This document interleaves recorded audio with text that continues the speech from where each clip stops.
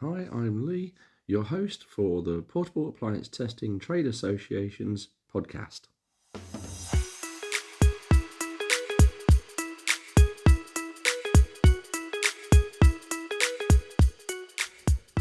We've got another guest in today, so welcome to the PATTA podcast. Please do tell our listeners what your name is and your role in PATTA. Well, thank you, Lee. My name's Chris Moore. I'm on the steering committee of PATTA. I was one of the founder members of PATTA when it first started up, Back in like 2009. Was it? No, not 2009. No, Sorry, I'm getting that wrong. It was 2019, wasn't it? It was in 2019. Yeah. And before that, I was a member of the PTN. Yeah. So I was part of the transition from the PTN to PATTA as it is today. And are you finding yourself on the committee and you're on that steering committee? You're also involved with the standards side of things as well. I've heard you as writing standards.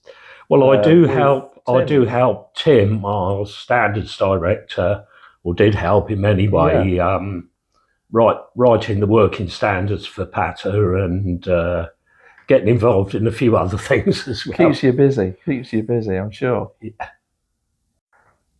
So since starting with PATTA all those years ago, 2019, has anything changed for you since starting? I think in this industry, things are always changing. Yes. It changes on a day-to-day basis, a year-to-year basis, and you've always got to be ready to learn about new innovations, new ways of working. I think one of the major contributions that PATTA's made through our standards director, Tim James, is being involved with the IET Code of Practice now and having a seat on absolutely. that. Yeah. I think that's a very, very important step forward. Also, all the training that PATTA is doing at the moment and helping to improve standards. I think the other important thing is PATTA is not just for PAT testers. PATTA is for the customers as well of PAT testers. To help educate the customer on what to look for when employing a PAT tester. Is that what you're saying? That's absolutely right, Lee. It's just as important to educate the customers as what it is to educate the PAT testers. Brilliant, yeah. Because I suppose in my position, we're talking about how many years we've been in this position and how products change. What you were referring to earlier is that I've personally noticed that since I started back in 2009 PAT testing, you're there to make sure that it's safe to use. In the last 5 or 6 years, the amount of fake equipment that's coming through, and PAT testers are now picking up on non-compliance and fake fuses and fake IEC leads. And like you said, training and understanding those things that are coming through is all part of PATTA helping people out, isn't it? That's absolutely correctly, and really you've hit the nail on the head there, because what another aspect of the work we're trying to do is to train customers to spot some of these fake items that are being sold. Yeah, and almost giving them advice on where to buy it. You know, if you're going to Amazon, sorry, I shouldn't really say, marketplaces such as Amazon, eBay, there's other outlets out there as well, like Temu, AliExpress. There's so many different sales sites out there, and there is electrical hazards coming through the market because everybody thinks they're getting a deal, but they don't know who they're buying that electrical equipment from. It's not like going to a retail outlet on your high streets where they sell electrical equipment. So you know where you're buying it from. It should be good quality, but you don't know that when you're buying online, do you? Absolutely not. And my advice would, if you're buying an electrical item, always go to a reputable, well-known high street sales outlet or the online website of a reputable, trusted company that you already trusted know, a company. well-known brand. Yeah, that's absolutely correct. And I think that's one of the most important things in educating people as well about electrical safety. Yeah, perfect. So, Chris, when or what got you into PAT testing? How long have you been doing it for? Well, I started PAT testing in 2008. Right, okay. And before that, I was actually in the ambulance service. Oh, okay. So it was quite a change of career then. It was quite a change of career. Unfortunately, I couldn't stay in the ambulance service because I had a problem with my back. Okay. Which prevented me doing certain things. Yeah. But so you decided to go into a profession where you're going to be underneath desks, bending your back a lot. Yes, but that's true in a way, but it's a different sort of punishment for your back than what it is. Sure, you're not having to lift. You're not having to physically lift people. Yeah. And the other thing was, I think in some ways I'm still saving lives. 100%. Because at the end of the day, in ambulance service, you're caring, aren't you? It's a caring profession. And then you're going into PAT testing. Again, you're ensuring that whatever puts back into service is safe for continued use. Absolutely. And you're just making sure that there's the reduction of fire, the reduction of electric shock.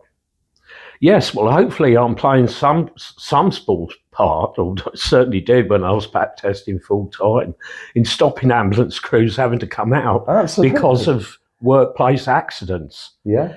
And so I do feel I'm still, through PAT testing, making a contribution to people's safety and well-being. Yes. And I think that's one of the most important aspects of the job.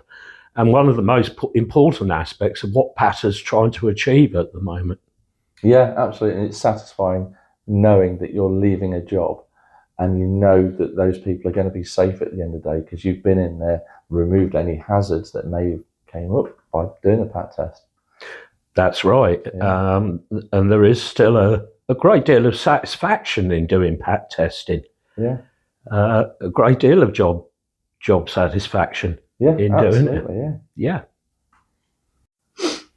So, Chris, what has been your best customer experience? Oh, actually, it could be your worst experience. What have you got any stories for us? Well, I've got loads of stories, but not all of them clean enough to put on this podcast, I think. But a couple that come to mind, I was subcontracting doing the PAT testing for Bournemouth Hospital. Which was quite a positive experience, especially being in the medical side of things years ago. Sure. So I found that a very positive experience. Worst experiences, I would say, if you're doing a school and you happen to be doing the staff canteen, do not fail the kettle before the teacher's tea break. 100% agree with you on that. Yeah. Always make sure you do the kettle last. Any business, they will tell you, do not fail the kettle. It is the most important piece of equipment in that workplace. So I get you. Totally agree with you on that. If you fail it, make sure it's the last thing on your list because then you can leave. And what motivates you? Do you offer any other services or what's your typical day? Well, coming up now to my middle 60s, unfortunately, I'm looking good for it, I've got to say. Well, that's a matter of opinion, Lee, but thank you for that anyway. But I'm not able to physically do PAT testing anymore on the large scale that I used to do it on the large jobs. Sure. Occasionally, I do some small jobs for some very old customers that I just can't say no to. They've been loyal to me over the years, so I'm still going to be loyal to them. But it is only very small jobs now. I think time's caught up with me.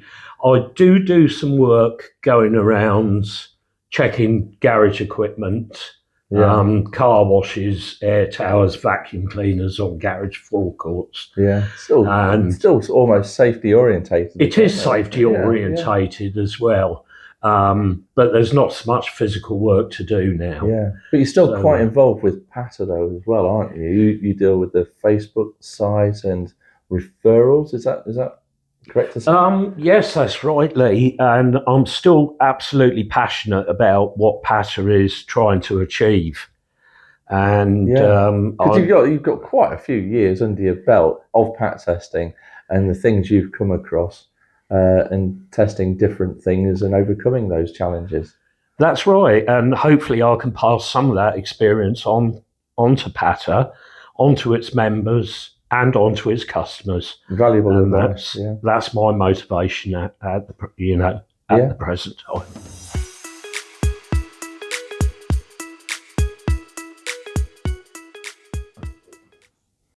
And finally, Chris, what's your one piece of advice for our PATTA listeners? What one piece of nugget can you give? What can we walk away today that you can give? I think there's still a good living to be earned doing PAT testing, if it's done the right way. But if you're looking at starting up your own business, whether it be in PAT testing or anything else, I think consistency and persistency are the keys. They're the main keys in any business. And give it time. Oh, absolutely. Your first year is always going to be the hardest, isn't it? Yeah. If you're after a get rich quick project, it's not for you, unfortunately. Definitely not. But give it time, put the time and the effort in, same as anything else you're doing in this life, and you can make a success of it. And I think that's the key. That's the key to everything in life, really. What a wonderful way to end. Thank you so much for coming in today, Chris.